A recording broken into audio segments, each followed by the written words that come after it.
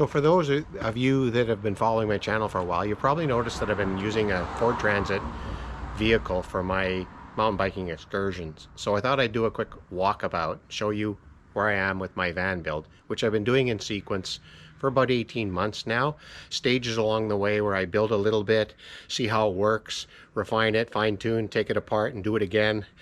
And then build the next step and then the next step and so on. So I'm nearly done, so I thought I'd do a quick walkabout today. So let's go start at the garage. And for those of you that are interested, I will also include a parts list of the key components that I use in my van build in the description of the video down below. And also along the way, I've recorded videos of each stage of my van build. So for those of you that might be interested in how I did things and the lessons learned, you might want to stay tuned over the next couple of months as I edit and release these how-to videos.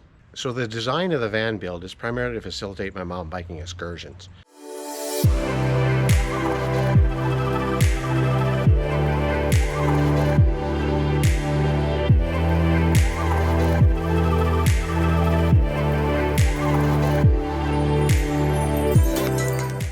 And so I built the garage pretty high so it accommodates the full height of the van. And I have a bike drawer here that's on 300-pound bike slides, or drawer slides. And the drawer folds right out like that. And you can see that you take the front wheels off and you anchor the forks down here on these clamps that work great. I've got two boxes to store my bike wheels. And they're custom fit to fit a 27.5 and a 29-inch wheel.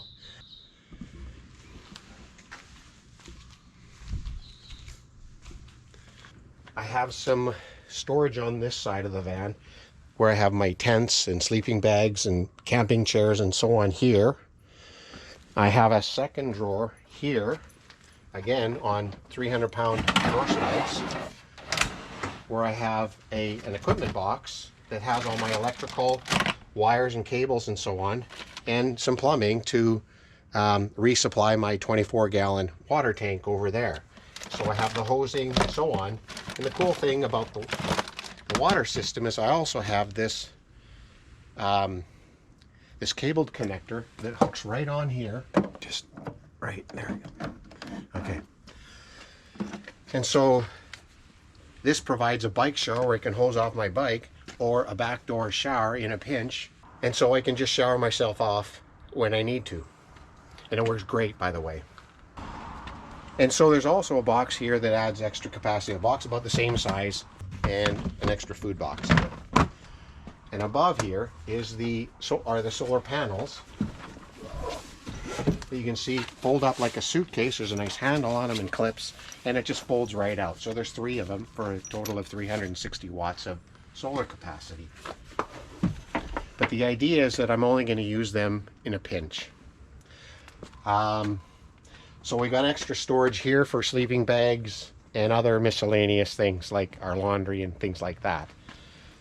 On the back doors, I have the magnetic window shades that work great. They seal real tight, so no light gets in and no light from the outside gets out at night. So they work great. This is the most amazing thing in the whole van. And so we've also got a rear door. Pocket storage. Pocket storage for our helmet, our bike shoes, and some other miscellaneous pads and things like that. So let's go around to the lobby and have a look there. So here's the kitchen. I have a fold down countertop covering the kitchen sink. Pretty decent size capacity. Underneath I have my gray water. It's just simply a jerry can, 25-gallon jerry can on a quick garden hose quick release. So you can simply remove it like that. Beside it I have a garbage can, and below it a box for recyclables, garbage, beer cans and recyclables and so on. And a switch on my water pump so that the water pump doesn't continue to cycle when I'm not pressurizing the system. So above the sink I have a cabinet that we can store our toiletries and kitchen soap and things like that. Okay, so my lights are switched on this dimmer panel on the left. I have the overhead lights that come on, and on the right one I have the reading lights over here, like that. And I find they're a little bright at night, so we can dim them off of this switch. I have the max fan up here that's on a variable motor, is I think 10 different speeds or so on. So this is a great fan that really vents everything out here. I have a cover that we can put on that, so it provides insulation on chilly nights. I have 2.5-inch cutouts in each wall that extends the length of the sleeping room by about 5 inches. So that's really valuable. It's about a full 6 feet wide now, wall to wall. There's a bit of a pain to create those cutouts, but in my opinion it was definitely worth doing. I've got some lights on this upper cabinets here. I have a light switch here.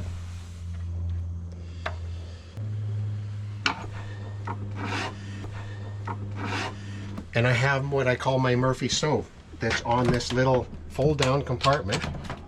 It's a camping stove on a propane system, and it works great. You just open it up, put in a 1 pound propane tank, and you're away.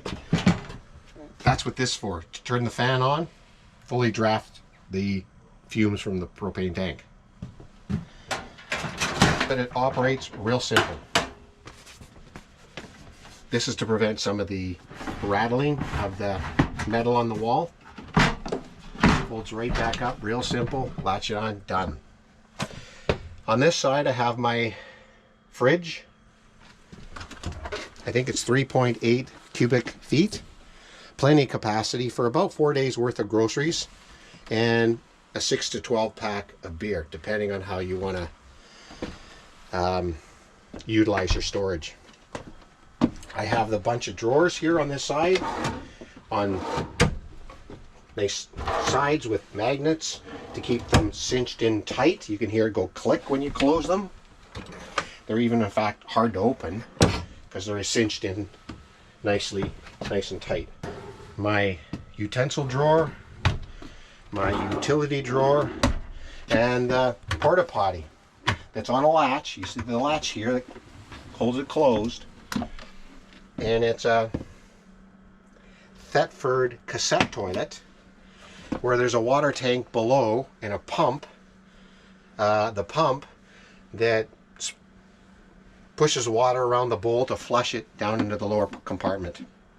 It works great. This slide is on a 300-pound slide, so you can actually sit on it, and it supports your weight. The upper cabinets also have latches, but I find that these struts actually have a tight closing feature. So you probably don't need the latches like I put on them, but I was leery of things falling out under while you're driving on the highway. We use them for a his and hers clothing compartment, and then the one over here is for the groceries and cereal boxes and the like. So they work great, and they cinch down nice and tight, like I said. Another outlet for the AC power that comes off the battery. The battery does have a 2000 watt inverter embedded in it. We have this very cool cubby hole compartment that's the near end of where I store my solar panels, and it's the perfect length for these window shades. This is the front window, and the driver's side and passenger side windows that work just like the magnetized window shades on the rear doors, and we also have them on the side door. Again, you can see how nice and tight they cinch on the doors. So that works great. Then we have this battery storage area where this is my Blue Eddy AC200P 2,000 watt hour, 2,000 watt inverter power pack. And it's connected to the fuse box here that drives all my different loads on 15 amp fuses off of this one load point. And so the Bluetti power pack is currently being powered off the 12 volt auxiliary jack that I had installed at the back here. So this is what this cord is for, and it plugs right into, so you can see that right back in there there's a 12 volt auxiliary jack that I had the manufacturer install in here, and so the auxiliary jack plugs right into it. But unfortunately it only powers my battery at a rate of 100 watts, and so it takes a full 20 hours to fully recharge from 0 all the way to 100%. So it's way too slow, and so I'm looking at other solutions, but that'll be the subject of a future video. The cool thing about this configuration is we have to open this door to be able to turn on and turn off the battery, but also to read the instrument panel as to the rate of charge.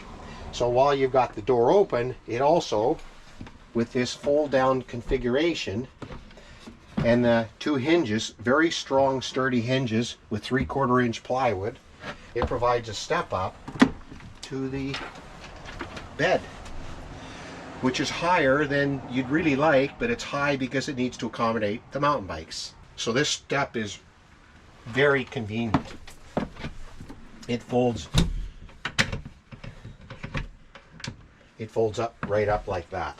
So we also have the bug screens that are zipped, that are sealed inside the sealant on the enclosure of the side door, and they're on a clips that fold right down like that, and they zip down. So they're tight on the side, and they're also magnetized between the two of them, so you can see that they cinch together here nice and tight and close behind you all the way down. So you see when you walk out, they open, then they cinch nice and closed. The other cool thing is the swivel seats.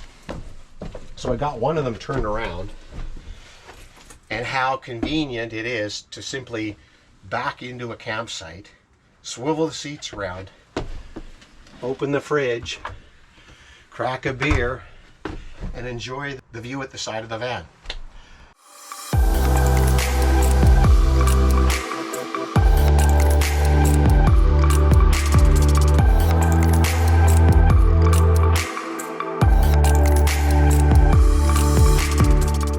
So it's a very cool place that we like to hang out and have our appetizers, unless of course it's nice outside. But if it's rainy or something like this is a very comfy, convenient thing. These are Ford, the original OEM Ford swivel seats.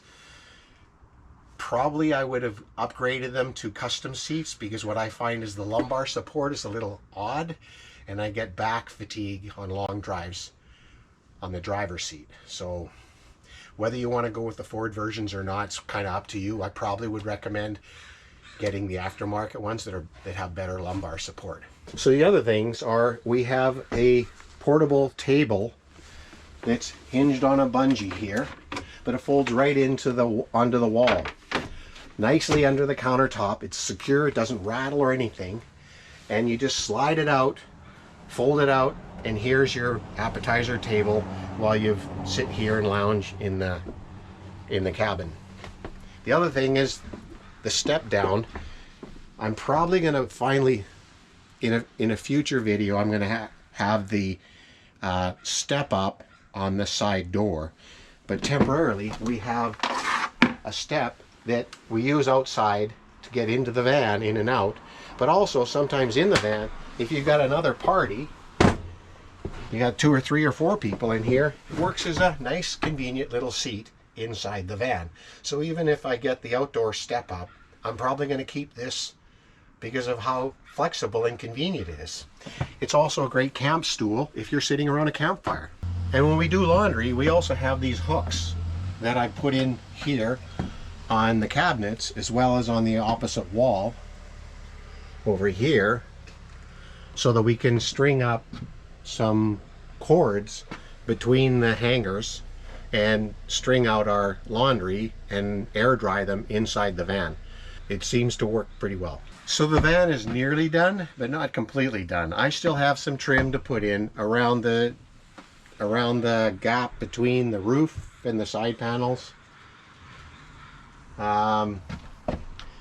Normally we'd have our bed mattress in here, which is a 4-inch memory foam that I got from a manufacturer of a fold-out couch bed. And so it's very pliable, it's light, and it comes fully covered, so it keeps the dirt off the foam and stuff and so on. So that's what we end up sleeping on, and it perfectly fits inside this bed enclosure. And so one caveat that I would add to this video is that I'm just a regular guy. I don't have any trade skills in carpentry or plumbing or electrical, and I've learned a lot by looking at others' YouTube videos of how to do that. But I've also learned that many of those YouTube videos gave me bad advice. And so I've kind of had to painstakingly troubleshoot my own problems that were unique to this particular van build. But the YouTube is an incredible resource, and anyone just like me can virtually build their own van if they so choose. At this stage, I think the incremental cost above the cost of the van was about $20,000 Canadian for all the materials, all the electrical, all the plumbing, and so on. And then my own labor that probably is anywhere between 3 to 6 months all in, that I did weekend and weekend at a time in small segments. And I probably ended up spending 2 to 3 times more because I didn't know what I didn't know. And now if I was to redo the van build, it would be probably 1/3 of the time that it took to build it to get to this stage. So that's a quick overview of my van build. It's nearly complete, and I don't know if it's ever going to be fully complete, and because I continue to tweak and tune along the way. But right now, it's pretty great, and I can't wait to go to our next road trip that's going to be into California and Arizona. So thanks for watching, folks, and we'll see you next time.